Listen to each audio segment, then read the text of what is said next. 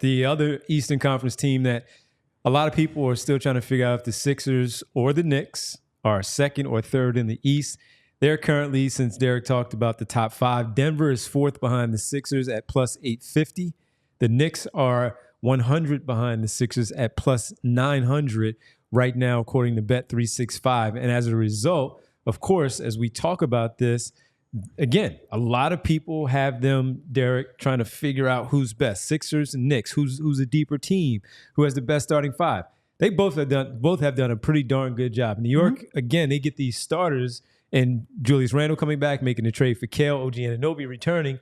They push the guys who got to the second round and could have gotten to an Eastern Conference Finals if not for Jalen Brunson's injury against the Pacers.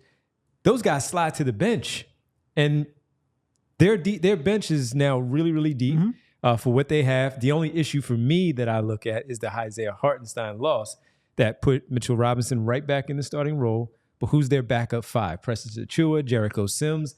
They're not good enough. Now, Robert Williams' conversation has been out there. He's so injury prone. Yes. And Robert Williams' conversation has been out there. Maybe Walker Kessler. Until that happens, though, this is who they have. They have a really good team. What do you feel the fact that they are right behind the Sixers at plus 900? Yeah. And one real quick point too, Kyle brought up earlier. You've got the Celtics at plus 300, and then you've got 6 teams between plus 750 and plus 1,000, really jumbled up in this range. And the Knicks are right there in that mix. And I think they should be in the mix. Like they should be right there alongside the Sixers. And someone in the chat, Ego Emmy Apologist, Apologetics. Yeah, there we go. Said that Hey, I just said a bunch of words that are medical terms, so that's better than mine, I think. He said the Sixers are better than New York, but New York is tougher. And I think that's probably a pretty and we mean physically clean tougher. cut. Yeah, I think a lot of people would argue mentally tougher as well, or at least that they've proven more in that regard. But the Knicks are a little bit like a team, like the Sixers early on, where they overachieved. Everyone's still on a high that they overachieved, but that doesn't mean that they're a team without flaws. And I do think a little bit that when you get deep into playoffs, you're relying on Brunson that much to create half-court offense. I think eventually a team is going to be able to take advantage of that. And I think even after the acquisition of Bridges, there's still just a little lack of high-level creators on that squad that I think some team, now it might be more likely that's the Celtics that can take advantage of that than the Sixers, but I think some team is going to take advantage of that. I still think they are a little bit away, and maybe that piece is what they do with Randall eventually. But I don't think they're a perfect team, but toughness and physicality can make up for a little bit of that, especially when everyone's tired and injured in April and May. So they are certainly a threat. I do think the Sixers on paper are a better team, but the better team doesn't always win. Well, real fast, the Julius Randle piece that you brought up, until they do get rid of him, he is a proven 2-time All-Star in that half-court set. We did not see him in the postseason to help out Jalen Brunson in that regard.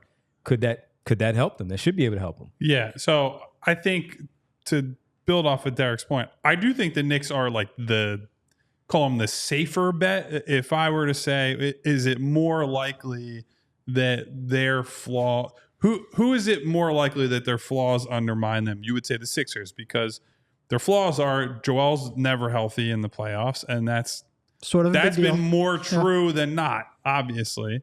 And the Knicks' flaws are they have to figure out what's going on with Randall, but also that they're playing primarily through a tiny guard.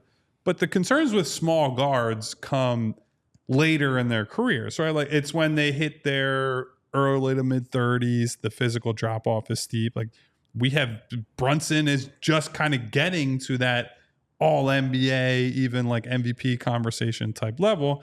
And he's got Anunoby back this year.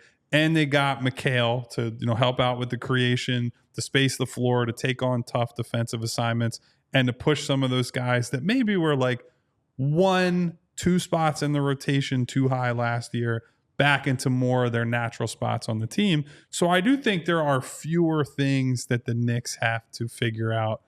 The big man situation is a big one. I do think if they draw the Sixers especially, that's going to be a key thing, because you can't be going in there with Precious and Jericho Sims and guys like that. Mitchell Robinson, I think, can do a good job on Joel, but beyond that, it's Mitchell Robinson's not playing, 40 minutes or whatever it's going to take to do that. Especially because New York just hasn't shown the creativity that someone like Boston does to help on a mismatch. Yes. Boston is so good at showing Joel help and disguising that help and changing it up. New York kind of runs vanilla, and they just get really good at it, and they just haven't shown the kind of creativity. Just give me a cool 18 to 20, cuz that's all I need you to do in that offense, and we'll worry about everything else later on. Real fast, over the weekend and back to the end of last week, they did sign 2 former Sixers to Exhibit 9 contracts, Landry Shamet and Marcus Morris. Moment of the day, both of them, Derek, one question in the chat, asking about this is PHLY, what are Exhibit 9 contracts, not the Exhibit 10, what are the Exhibit 9 contracts?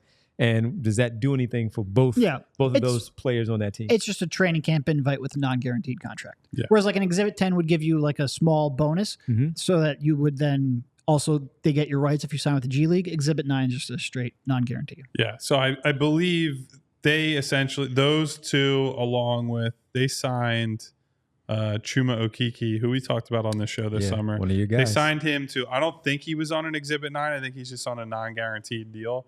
So these 2 deals and the Okeke deal essentially put those 3 in competition for, end of the roster spot in New York. So we'll see what comes of that. I think if I had to guess based on if Tibbs has a say here, it'll either be the guy who people believe could be a 2-way wing and turns him into a reclamation project in Okeke, or Morris because his, at least like the tough guy persona, if not the actual toughness, like who knows what Marcus has left to offer. In the Taj point. Gibson role. I think Marcus fits that like East Coast, just like might get in a fight with somebody type of veteran role player. That being said, this is something that Devon can speak to directly. Can you still consider yourself a Philly guy if you're playing for the New York Knicks? I don't think you can. I think he lost all of his credit. He comes back to the Rump Classic next year. I think that's got to influence how he's perceived. Man, when Jalen Brunson was here, nobody cared in the Rump Classic. I cared. In the Rump Classic? Well, I wasn't there. All right.